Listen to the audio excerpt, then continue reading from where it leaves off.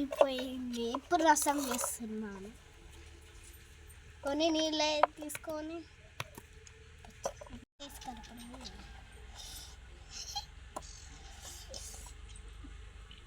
మెత్తగా అయ్యేదాకా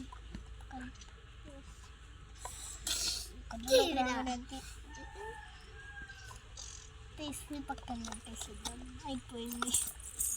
చేతితో అంటే కాలిపోతుంది కాబట్టి దీంట్లో వేసి ఇట్లా అంట కలుపుతున్నా.